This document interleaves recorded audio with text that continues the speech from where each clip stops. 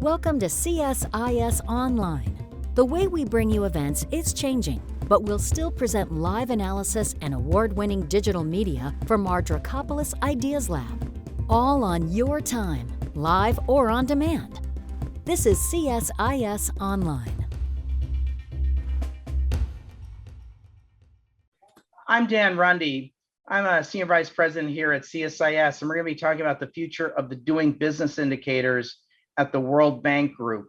I believe that the most important thing that the World Bank Group has done in the last 20 years is the doing business indicators. I think it's been the most covered and it's had the most impact, and it's enabled thousands of reforms in positive reforms. The World Bank has halted the continuation of the doing business indicators. I strongly disagree. I think this is a terrible mistake. There were significant allegations about 4 countries out of about 200 countries and 2 out of 17 years of work. We should address those serious allegations, and we should make some fixes to the process as to how doing business indicators are collected, but we shouldn't neither kill the doing business indicators, nor should we outsource the doing business indicators. And yes, I think we should keep the country rankings because I think it's been a powerful spur for change. So in the global development business, we talk a lot about things being important to have things that are data-driven and evidence-based. This is the ultimate data-driven and evidence-based exercise. So if you like global development exercises that are data-driven and evidence-based, you should like the doing business indicators. If you are worried about financing the Sustainable Development Goals, guess what? ODA, the fancy term for foreign aid, ain't going to finance the Sustainable Development Goals. You need what's called domestic resource mobilization. Domestic resource mobilization includes things like collecting taxes from formal businesses. Doing business is about getting companies to operate on a clear set of rules in the formal economy. So if you like financing, if you're worried about financing the SDGs, you should like the doing business indicators. If you care about women's economic empowerment, or you're worried about minorities and how they're treated in societies, as I do, well, you should care about the doing business indicators, because the doing business indicators are about transparent and clear rules of the game. So that means whether you're a woman, whether you're a minority, or you're a man, you will have access to the same set of rules, and that'll be the same for everybody. So you should, if you care about women's economic empowerment, you should like the doing business indicators and some of the derivative products and activities of the doing business indicators. If you're worried about corruption, and this is an important part of the Biden-Harris administration, has been worried about making anti-corruption a centerpiece of their foreign policy. I 100% agree with that. If you care about fighting corruption, you should like the doing business indicators, because doing business indicators and changes and improvements in the investment climate and the enabling environment reduce the opportunities for petty corruption and large-scale corruption. If you care about poverty and poverty alleviation, you should like the doing business indicators, because what you want is to have high growth, formal private sector operating in economies. When you have lots of informality, that's a bad thing. It's a bad thing for poor people. It's a bad thing for labor unions. It's a bad thing for environmental rules, and it's very hard to get small and medium-sized enterprise financing. So the doing business indicators is not anti-tax, and it's not anti-regulation. It's about having smart taxes and smart regulation. That's why countries like Denmark, which is not like the United States, which has a pretty significant regulatory regime and a pretty significant tax regime, has scored pretty well on the doing business indicators. So this is about data-driven and evidence-based work. Again, I think this is a mistake to cancel the doing business indicators. This is a grave error. Thankfully, the shareholders of the World Bank Group, who are the ultimate deciders, have not yet spoken. Thankfully, the Biden-Harris administration has not yet fully weighed in on this. And thankfully, the US Congress, Republicans and Democrats, have not fully weighed in on this. This is sometimes seen as an inside baseball thing. It gets lots of coverage outside in developing countries and has been the most covered thing and gets the most attention of anything that the World Bank Group has done every year for the last 20 years. There are reports on the World Bank Group website that are never read by anybody, literally get 0 downloads. The reports of the doing business indicators get 20,000, 30,000, 50,000 downloads. The most popular, most attention given, the thing that gets the most attention at the World Bank.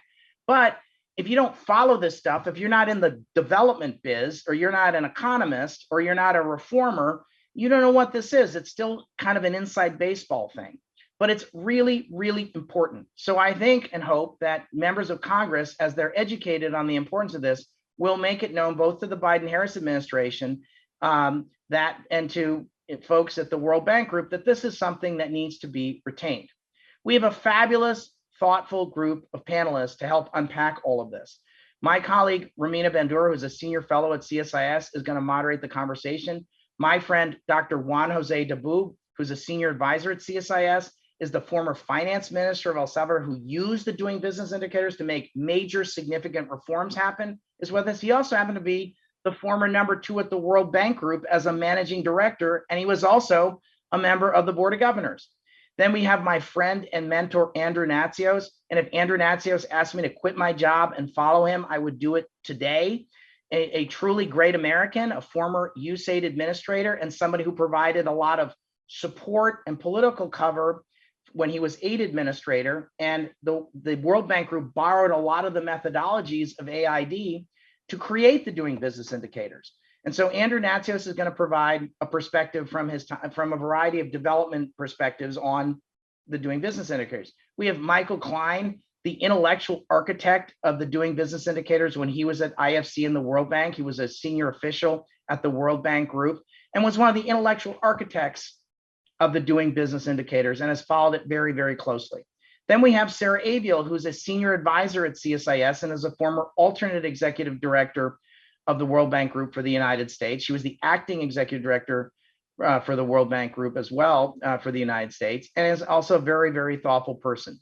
There's a spectrum of views about the doing business indicators on this panel. Not everyone agrees with how strongly I feel about this, and that's why we pulled this group together. So I'm going to kick the ball over to Romina and turn the floor over to her. Romina, over to you. Thank you, Dan, and thank you to everybody and this distinguished panel for being here today. We want to have a constructive and forward-looking conversation on doing business to discuss how has it been used. Was the decision of the World Bank to discontinue it the right one or not? And looking into the future, what does doing business or a new doing business look like? Either a new index, indicators, keep the indicators, or the report. So let me start with Professor Klein, who, as Dan mentioned, has been one of the key architects of the doing business. And I want to ask you, Professor Klein, how in these almost 20 years of doing business, how has this the data set and the report been used? Yeah, let me give you my perspective on doing business. So as we know, it measures laws and regulations that govern the conduct of domestic enterprises in over 190 countries. And give you an example of the basic indicator registering a business to see the philosophy of it. The first point to make in this indicator is that there's a regulatory purpose for it. There's a reason why governments want to have businesses register. They want them to register for purposes of taxation and Social Security administration, for example. And then doing business accepts that regulatory goal and asks, how do governments across the world make it as easy and possible and convenient as possible to achieve the same goal? And that is then coded. And through the coding and measurement, it gives shape to what would otherwise be an amorphous mass of regulatory detail. And that makes it possible to have better analysis about what matters for all the good things that Dan Randy mentioned before. And it also prompts the call for policy reform because it allows countries to be benchmarked and compare themselves against others. And so this has been the most, as Dan has outlined, probably the most powerful prompt for reform and agenda setting device that the World Bank Group has developed in recent decades. So then comes the big question. It's clear that doing business it has the goal of making companies work on the formal basis to make success on the basis of rules rather than connections. And how does that happen in reality in reform processes? And there it is really important to complement doing business with other data sets to analyze the interaction, because doing business measures only a part of reality, what is on the books and what is relevant for what governments have made in laws and regulations, but not all the laws and regulations and not all the factors that matter for business environment reform are captured there. So when it comes to analysis and policy reform, we need to take into account parallel data sets that either the World Bank or others develop and add judgment that is unavoidable to this. And this is something which is important to do. And that's where sometimes things have broken down, too much emphasis just on the doing business indicators and improving in the rankings into doing business indicators, not enough sensible use of data sets together with judgment. So this is broadly, and what has given particular relevance and oomph to the doing business indicators has been the aggregate ranking, pulling all the indicators together into an overall ranking. That is very strong as an agenda setting device, but it has led to the political pressures that have given rise to the manipulations that are now under discussion. And so I think if you allow me, I would give a brief overview about what I think about the current response of the World Bank to the Doing Business report. So if you think that the Doing Business report, the Doing Business data are useful and informative and help set agendas that otherwise would be neglected, unfortunately, then the obvious response to the data manipulation issues would have been to drop the aggregate ranking, to do away with the incentive to manipulate as much as there has been in this particular case, and to punish those who have committed misdeeds if that is established under the rules that exist. And further efforts for the future could be built on the recommendations that the law firm that investigated this has made. What is not clear is why the World Bank is actually discontinuing the report and what it means. It's interesting to see that at the same time, shortly after the law firms came up with their review, the World Bank published also the findings of an academic panel, an expert panel that had reviewed the doing business data and its uses. And the panel finds fundamentally that the doing business data are useful, but they need to be improved and used better. And so that is where the way forward lies, in making sure that doing business data continue to be collected, to be published, and to be used sensibly together with other types of data and judgment. That's my overall perspective. Thank you, Professor Klein. And speaking of different data sets that can be used, we have institutions such as UNDP that produce the Human Development Index. The World Economic Forum produces the Competitiveness Index, and even the World Bank produces others like the governance indicators, the Women, Business, and the Law. So there's a very rich data sets of development indicators and composite indices that aggregate different things. How I'm going to turn to Dr. Juan José Dabub. How have you used doing business and other indices as a finance minister of El Salvador? And we wanted to hear your perspectives from the practitioner point of view. Thank you, Romina, and it's a pleasure to be in this panel. First of all, let me say that indices in general, the Doing Business report, certainly one of them, are not necessarily a watch that tells you the time or a thermometer that tells you the temperature, but it's a navigation chart that indicates whether you are going in the right direction or in the wrong direction. And it is in that spirit and in that format that one has to use it. Let me tell you how we did it in the case of El Salvador.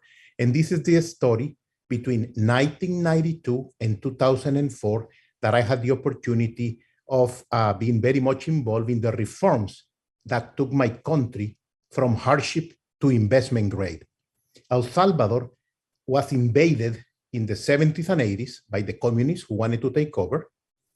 They were not able to achieve their objective, but the country was destroyed. 90% of its infrastructure totally destroyed, credibility zero. Nobody would give a penny or invest in El Salvador, and about 22% of the population migrated, primarily to the United States. In 1992, we signed a peace agreement and we started the process of reforms. By 1998, 6 years later, we were investment grade. And by the years 2000 and 2001, El Salvador was able to beat countries including like Chile, France, Germany, and many others. So having the right incentives work, having a vision transforms countries. After this process of reforms, El Salvador not only became investment grade, it cut poverty by half, stopped literally most of the immigration. There was some more that took place due to the 2 earthquakes that we had in 2001. And at the same time, it led efforts for free trade agreements and others. How did indices help us?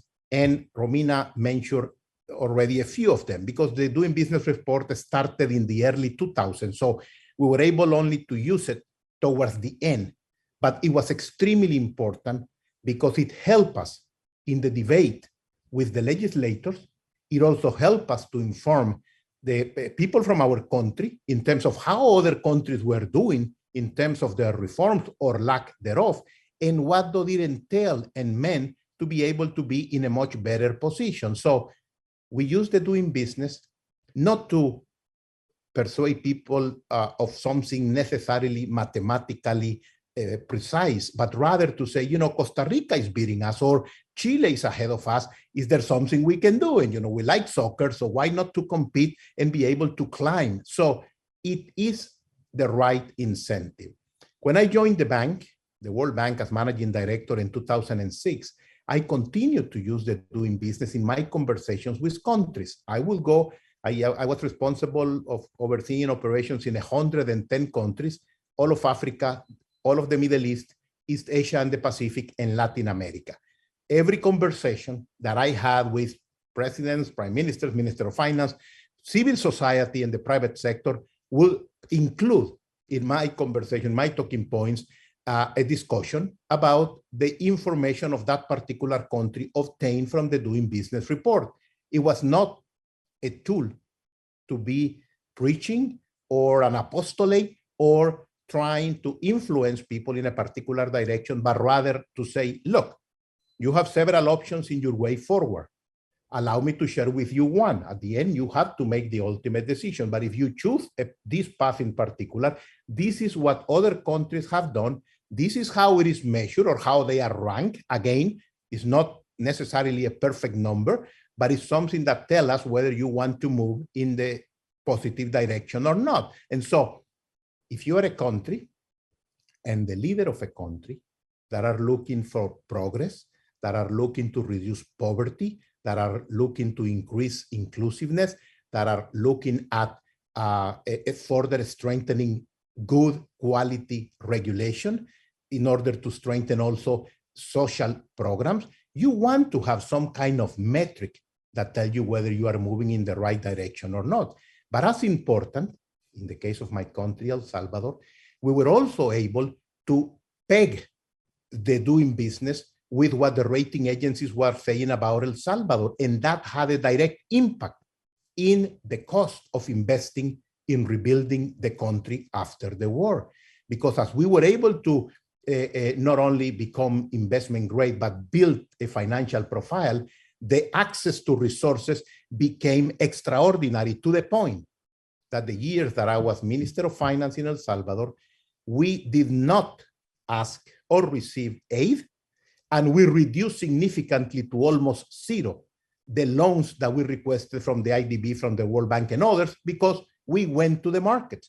We went to the markets where there was more flexibility, and because we were already doing our homework as compared and contrasted with this good tool called the Doing Business report. Thank you, Dr. Daboob. I wanted to pose the same question to Professor Natsios, you were USAID administrator and a proponent of doing business. How does USAID use doing business? How does the US government, other government agencies, MCC and others use doing business? Over to you. Yeah, so the report came out just as I was becoming the aid administrator in 2001. And one of the senior economists at a career foreign service offices came in and said, Andrew, you received this report. And I read it and I said, this is exactly what we need in countries that have a very unfavorable business climate and regulatory and legal apparatus. And I got all of the mission directors. We had 80 missions around the world. And I said, if this is useful to you, I didn't force them to do it. I said, why don't you go into the Minister of Planning, the Minister of Finance, and the Prime Minister or President of the country and say, do you want to increase business investment in your country? You want to be connected into the international economic system? And if they do, and you show them that they could do it through these reforms, then use the report to design some projects and we'll provide funding. And that's what we did. And I checked just recently, and that's still going on. In other words, for almost 20 years now, the AID missions around the world have used this doing business report to, and sometimes the country goes to the aid mission and they ask for help. And I know it happened in Jordan, it's happened in Africa, in a number of countries where the heads of state, who were former business people themselves before they took office, would go to AID and say, we really need to improve the business climate here because it's very hard to do business. I'll tell you one story. I went to, I'll tell you this country was Ethiopia. The prime minister is dead now. He died of cancer some years ago, many years ago, Meles Zenawi. And I told him in a visit, I think it was in 2003 or 4, that it costs $3,000 or $4,000 to start a new business. I mean, a little shoe shop would cost $3,000 or $4,000. And the reason is there was a law that required you, and it required for a half a page or a quarter page ad in one of the big newspapers in Addis before you could get the license to start the business. And there are many licenses you needed. And I said, why do you do that? And it turns out it was because the newspapers were lobbying for the law, to protect the law, because they were getting revenues in order to make more money in their newspaper. It had nothing to do with the it didn't protect the public in any way whatsoever. There was no public interest involved. It was a special interest group that was trying to make money. And these stories repeated themselves around the world because I would frequently bring with me the report and say, are you aware of this, Mr. President or Madam Prime Minister? And so it's very useful. But I want to talk in another way about this beyond how AID used it. And that is one of the greatest development economists of the last half century, who won the Nobel Prize for economics, I think a quarter of a century ago, Douglas North. He died a few years ago. And of course, he is the one who invented institutional economics. Before Douglas North, institutions were regarded as neutral in terms of economic growth, and he proved that that is not the case. Institutions are the fundamental way in which countries and people and businesses, how they do business, how they resolve disputes. And institutions are critically important to economic growth. And it's interesting, you get someone like Milton Friedman on the right, and you get Amartya Sen or other Danny Roderick at Harvard, who are also institutionalists now. Douglas North's theory has now become so central that everyone accepts, almost everyone. I think Jeffrey Sachs is the only one left who doesn't say that institutions are of central importance. This report is about institutions, because institutions aren't just organizations, they are the rules of the game, as Dan said. And this is about making the rules of the game more conducive to economic growth. Now, it's not, I think that Michael is absolutely right. If every country that reformed their rules to move up in the index were to do this, but they would find that they're not necessarily growing. In other words, this is necessary but not sufficient. There are other things that need to be done as well, and there are other constraints on growth. But you can go a long way to encouraging growth using these indicators and then looking at other roadblocks in the process of investment, entrepreneurialism, innovation, and growth. So the thing that's troubling to me is why the bank is doing this. Why would you take one of the most effective tools for reformers in the developing world, in the developing world, who use this to push for reforms against special interest groups like the newspapers in Ethiopia that did not want these changes made for very parochial reasons that have nothing to do with the public interest?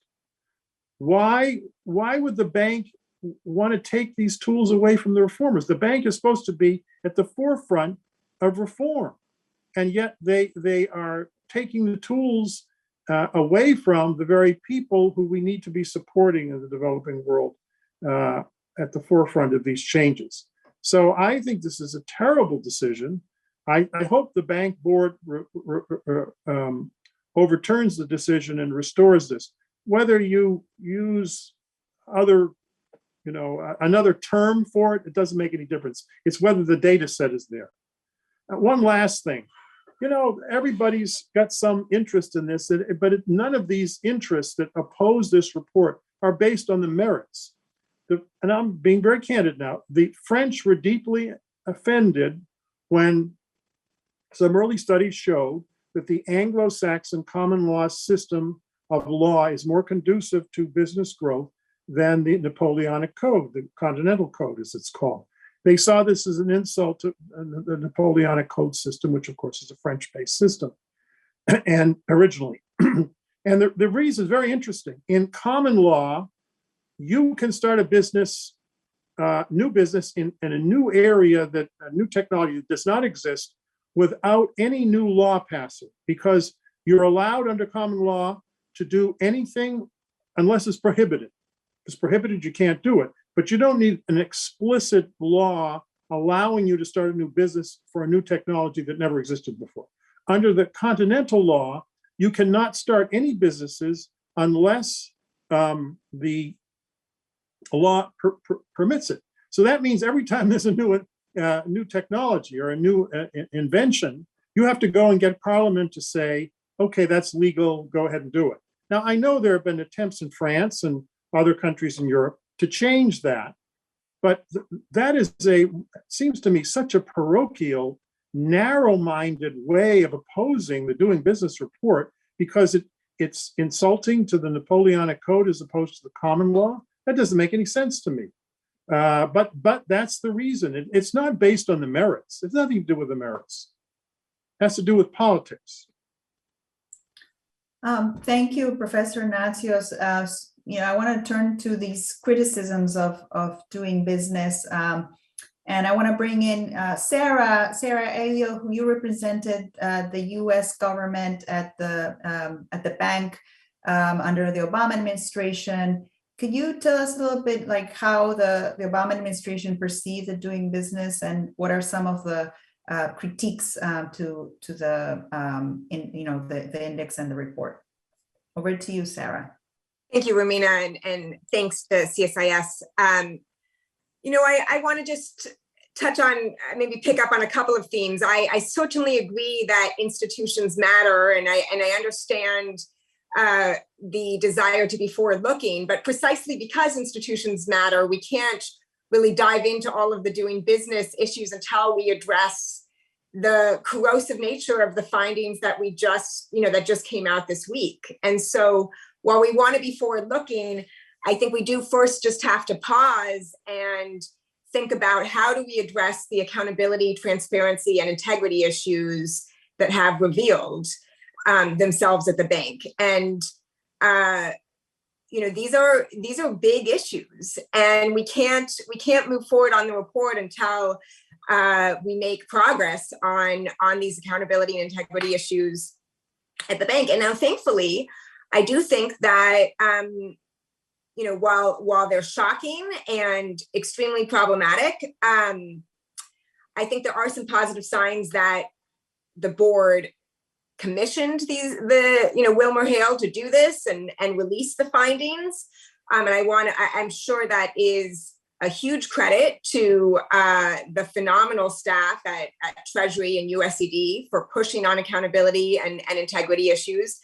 It's something that was a big focus of my time. But there's a lot of problems that have been revealed about the culture and leadership and incentives and intimidation. And so before we can go forward, precisely because institutions do matter, we need to first start by looking at the World Bank as an institution itself and make sure that we are addressing those issues.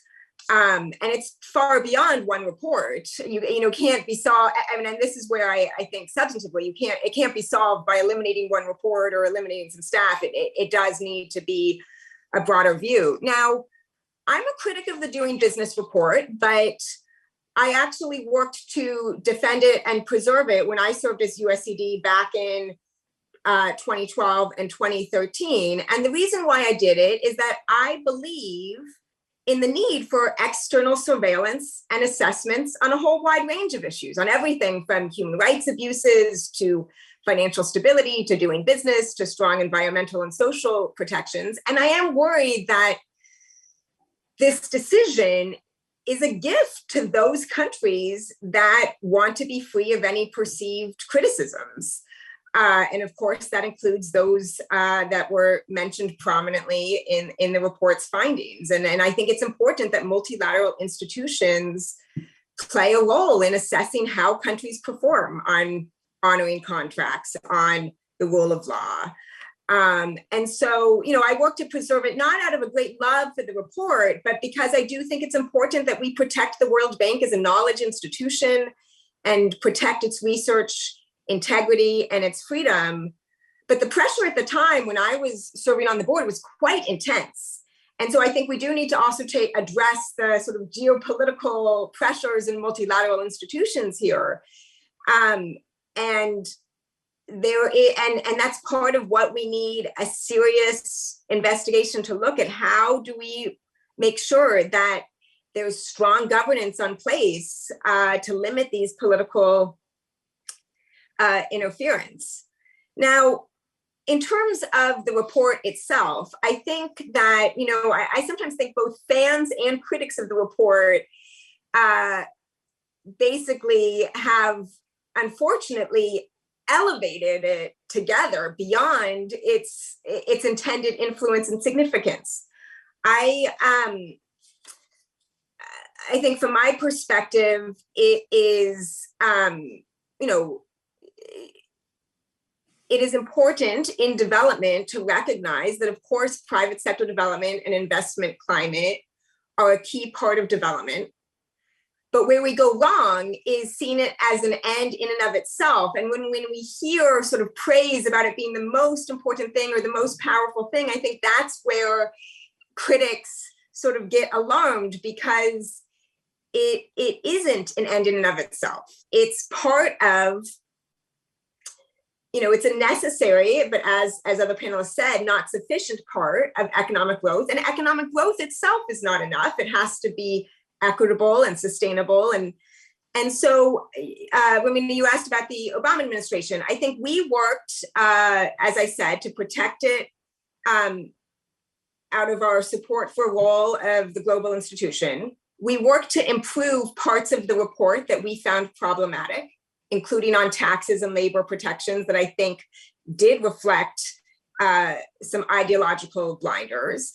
And then I think more importantly, what we did was to work to reorient the bank so that the goal was not just about economic growth, but we worked to put in place a focus on, and in fact, a new World Bank strategy and high-level goals that the entire World Bank focused on ending extreme poverty, on boosting shared prosperity, and bringing into that a greater focus on sustainability and climate change and social inclusion. And the problem with the report is when it gets when it gets taken as such paramount importance, when it's really a small piece of the development agenda. And that's why I think, some of the other pieces that we worked on were strengthening women business in the law and the human capital index. The idea behind those two goals that we oriented the bank around was also that we were supposed to be doing, really tracking every country's contribution to ending extreme poverty, making contributions on climate change, reducing inequality. And it's that broader development agenda that we need to make sure is the focus, of which this is one piece of. So maybe I'll stop there, and happy to do more back and forth. But I do think we also, just the accountability piece at the World Bank itself is something that we can't just look forward until we've really taken a hard look at how countries were able to put such undue pressure. Let me, Sarah, let me push you a little bit. Now there's the report has been discontinued, but it's not clear what's going to happen, in the future. If this the methodology will change, a new index will be devised. If you would be representing the Biden administration and the U.S., what would be the U.S. role? What should the U.S. do in this period of maybe transition, we call it? I think, as I said, and I believe this is what they are doing, is really first focusing on the accountability and transparency issues. And I think, I'm not privy to the internal discussions at the board, but I will say that it's no accident. It doesn't just happen that this report by the lawyers is commissioned in the first place and then made transparent. From my own experience, I'm sure that this is thanks to the incredible staff at Treasury and the leadership there and at the USED who are pushing for this kind of accountability. And so I think that that's probably the primary focus of the Biden administration right now as it looks towards the bank, is really making sure that we address the issues that are raised. And I think there's positive signs that that's happening, as I mentioned, by the release of this report. I know it's still ongoing, that there's the ongoing review of staff, the boards are discussing it. And I think we need a broader review across multilateral institutions to make sure that there's strong governance of data and limits on political interference. And then, I do think that the Biden administration should work with the World Bank on the World Bank's appropriate response to improving investment climate in countries. That is an important part of the World Bank's mission. But it needs to be, one part alongside strong environmental protection, strong social standards. And, maybe a model of this could be, for example, the MCC. The MCC does use some of the doing business indicators in its work, but it does alongside, human rights and education and health and making sure that you have a truly broad development agenda, and that in those conversations, you're emphasizing the what I would argue more important objectives that need to happen together. And so I would imagine the Biden administration is, once we get through this first kind of push for accountability, will then turn in terms of what is the tool that should look at investment climate, and then how do we do that alongside the other important development priorities that there are. Thank you, Sarah. Let me turn to, we need to improve, yes, the accountability and the integrity of, of these processes and of the institution itself. And I also want to now discuss a little bit what the future tool looks like, because the September 16th statement by the World Bank says, going forward, we'll be working on a new approach to assessing the business and investment climate. I want to hear from our panelists to ask you, what are your views of what should the new doing business look like? Because we, as we discussed here, this is one tool and it's an important tool amongst our toolbox, but what should this new tool look like? And maybe I'll start with you, Michael Klein, or maybe it's this, it's the same one with tweaks. So Michael. Yeah, so let me see.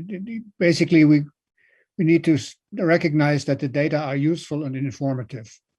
And that is also, as I mentioned before, the view of the expert panel that has just reported on its own review that was commissioned because of the misdeeds that have happened. So let me just summarize the way I would think about this.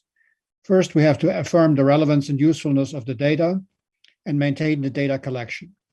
Second, we have to frame clearly the philosophy behind the indicators and how to interpret them, along the lines that Sarah, for example, mentioned. Third, we should drop the aggregate rankings that give rise to the pressures that have been unmanageable for the World Bank Group. Fourth, beyond dropping the aggregate rankings, to deal with the data manipulation issues, etc., one should build on the lawyer's report, which has lots of recommendations on what one could do. By the way, as a subscript, it was very difficult to mess with doing business, and it has come out because it has a relatively rigorous procedure. There are other ways of messing with other data that are much more difficult to control. So fifth, we should report publicly on the data so that people can use them, but complement it with data on laws and regulations which exist and relative outcome indicators that measure how businesses de facto experience life. And this can draw on existing surveys that we have done before doing business, since before doing business, for example, the enterprise surveys in the World Bank. And over time, when it needs to improve the data set by complementing it with other data that capture useful social and environmental regulations in a way that complements the doing business data. But I would warn against two things. One, to destroy the data effort through misguided reforms or discussions at the moment and decisions at the moment. And second, to try to find wonderful indicators that capture everything. There's no indicator that captures everything. It'll be always a matter of having separate indicators to analyze the interactions between them and do so intelligently and with judgment. That's my broad opinion on this. But the fundamentals for the moment is to run two things in parallel: continue the data collection and to deal with the misbehavior and the incentives that drove this. Michael, just a follow-up question. Should the World Bank, should this new assessment be, or the data collection be housed at the World Bank? Do you think bringing outside, institutions that can, like fact check or be, an external review help, if with a future assessment of the business climate of a country? What are your views? There are two questions in what you say. So should it be housed at the World Bank? Yes, because it's a machinery that requires a non-profit organization to run this, as the World Bank is. And there's over 15,000 contributors voluntarily contribute to data worldwide. To destroy that machinery is a grave mistake. And to find another institution, a for-profit institution that would manage this, for example, is not going to work.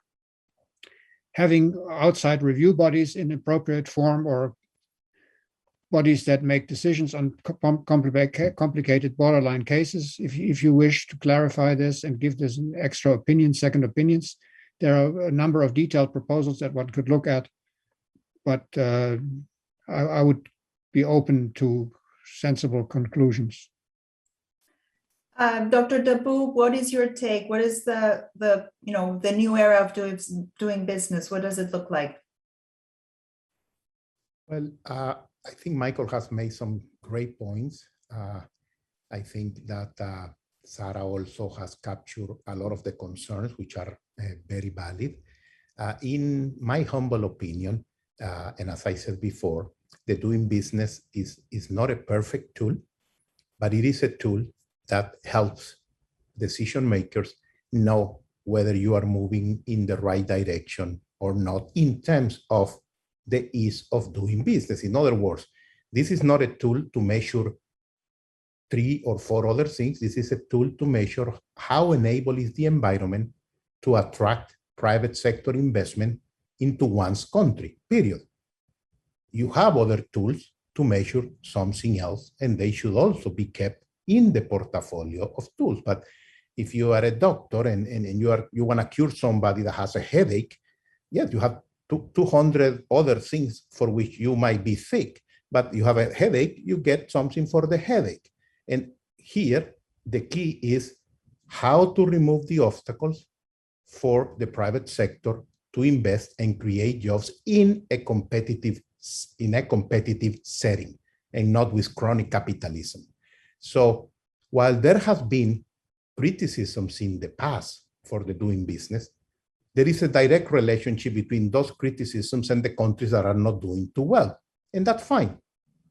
We should learn from this experience, fix what was broken in terms of the credibility and in terms of the people and or countries involved, some kind of public amonestation or otherwise should be put into practice. But I think we shouldn't throw it away. Why people don't complain about the credit rating agencies? You take them very serious because they are producing something that helps investors make a decision. So this is something similar as well. So I would fix the problems that were encountered, but I wouldn't make substantial changes that will become something else. If something else wants to put together, that's fine, and call it whatever you want to call it. But the essence of what the Doing Business report and the Doing Business indicators produce, I think continues to be essential. And I do think that the aggregate part continues to be important. And that is where they might choose to have, an open source where countries or universities or others can do the aggregation if they want to do that. But I wouldn't make significant changes to the content. I will enhance and improve the vulnerabilities that were discovered this time, including by severely applying whatever penalties, whether it's to get rid of people or to put countries in a blacklist for having influence negatively what should otherwise be impartial. But in essence, I think this continues to be a very valid tool. The fact that you have now, since the early 2000s until today, so let's say, just for the sake of this conversation, 20 years of data, it makes it a very valuable instrument. I'll finish with the following. I am very much interested about climate change. And on the adaptation side of the equation, there was nothing in the year 2010. There were only a few pieces of data here and there. We put together at the Global Adaptation Institute, the Global Adaptation Index that helps enable the environment for investments on resilient that countries need. And what data did we use? We used data from the United Nations, but also data like the data sets that the World Bank has for the Doing Business report. And so there are some other collateral benefits that the data provides, and I think we shouldn't significantly disturb it or mess with it. Thank you, Dr. Daboob. If we turn to a new doing business, we produce a new doing business house in the World Bank. How do we make sure that these issues of accountability and how do we are fixed, and how do we rebuild the trust in the organization? So that's a question to all the panelists. Can I just add something here that is the most troubling to come out of this whole incident, this whole case study and how not to do things? What's happened is there was an abuse.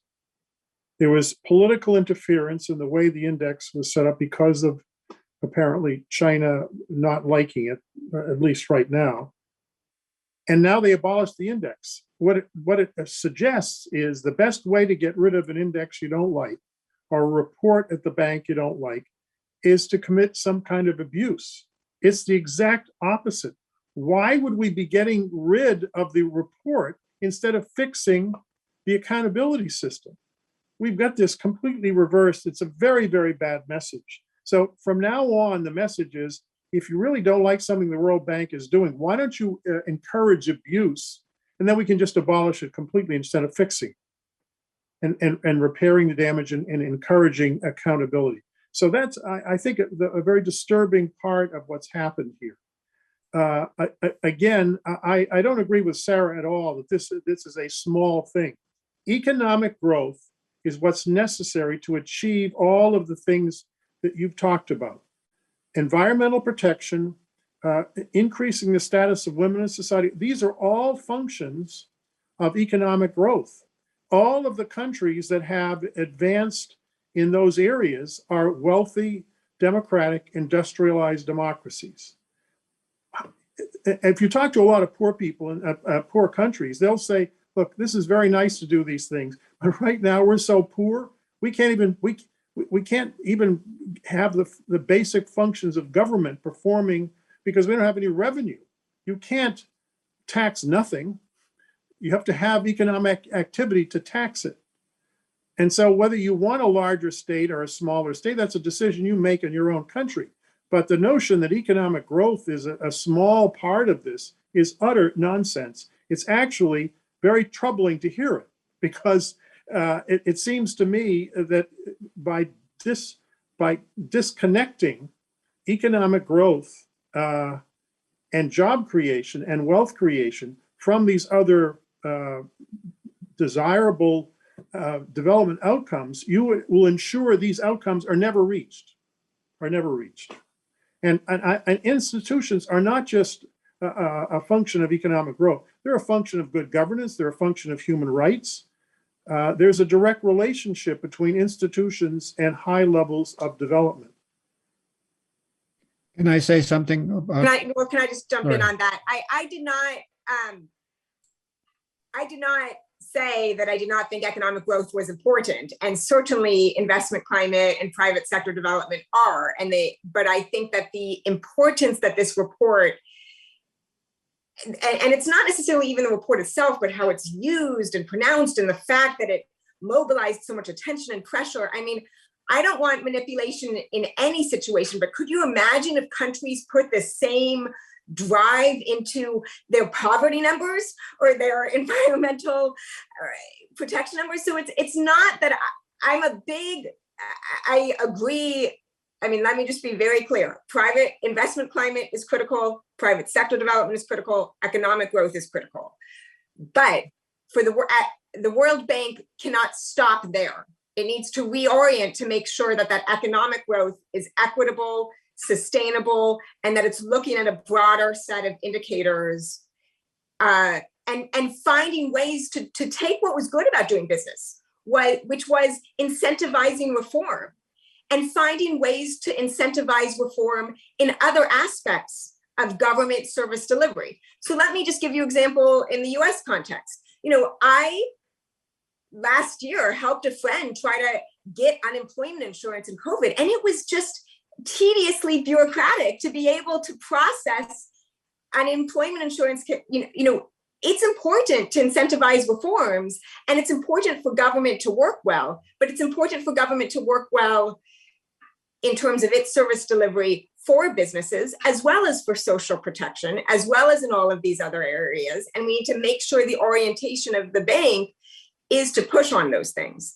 Now, what I do really agree with you on, and that's why I raised the China and the geopolitical concerns, is that I think it is extremely problematic that a country hated a report, pushed to kill it, pushed to cause pressure to distort it, and then got it killed. That is a problematic set of events. And the accountability needs to go not just to the World Bank as an institution, but also how we, across multilateral institutions, on how do we protect from this kind of political interference and preserve external reviews and assessments. So what do we do about, China, Saudi Arabia, the UAE, this, pressure, and what do we do with the staff, with the staff bullying and, those two mechanisms? Michael, I know you wanted to say something. I'm sorry. Yes, I do. I think it's getting out of hand, this discussion. The notion that through this report we could discipline what China does or what other countries do is just unrealistic. The US itself is not unknown to interfere with decisions and to put pressure in various other countries as well. So in fact, I would say, if you look back at this incident, it has come out that there was something there. It has come out because the data are more transparent than most other data sets that are being published. The whistleblowing has worked. It has come out that the very top of the institution was involved. That is in and of itself already a sign that there are defenses that are comparatively robust. And the notion that we could have a system that prevents political pressure on the World Bank or any other multilateral institution or domestic institution is just outlandish. I completely agree with you, Michael. I'm only making the comment. It's a bad message to send. Politics is part of everything. I always get annoyed when people say the reason we need to do stuff through internet is there's no politics in them. Anybody who's worked in an international institution, and I have for 30 years, knows there's politics involved in it, and there always will be. It's the nature of human society, and we shouldn't be naive about these things. But I agree with you. The system is working because we're having this discussion now. What's disturbing is that they made the decision to get rid of it, Michael, and you and I both agree on that. That is a very bad decision, and it's a bad message. We have some minutes left. I want to give the panelists a minute to just parting thoughts. I'm sorry, we won't have time. I'm looking at the Q&A. Some of the questions have already been addressed. So please, one parting thoughts right now. Let me make a side remark. All the basic issues have come out. A side remark responding to Andrew's talk about the French. Let me defend the French a little bit, or civil law. The Scandinavian experience and the French experience itself shows that there's actually much more legal convergence that allows things to be not as black and white as some have alleged it to be. And I've had lots of discussions with France, and in fact, they were unhappy with the way we had characterized the influence of civil law. And I think they're right that convergence has happened, is possible, and is shown by the success of various countries. But at the beginning, Michael, you know this to be true because your staff told me, and I asked the State Department to look into it, and they told me there are 13 people in the foreign ministry in the early 2000s who were, their only job was to destroy the Doing Business report because they did not like it, because they saw it as an insult to France. And that's true. Now, it also is the case when Sarkozy became president. He's very pro-entrepreneurial. He liked the American system and the British system in terms of investment climate and the common law. And they did begin to change their laws. That's absolutely true.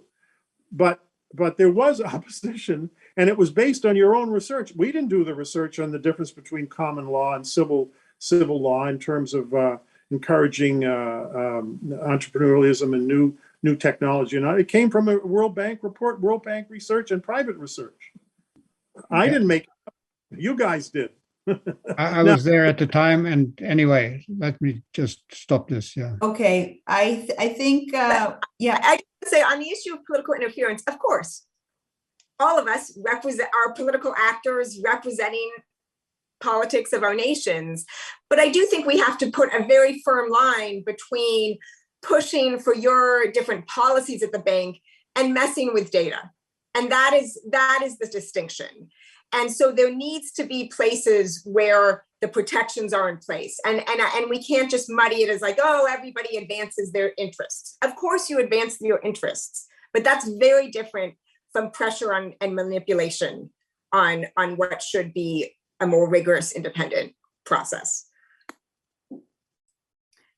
Thank you, Sarah, for that. That was well said. And I thank all the panelists for being here today for this very rich and energetic discussion. And I hope we continue this conversation, and that doing business is reformed into something new, or because it's a very important tool in the development toolbox. So I thank you all, and happy Friday.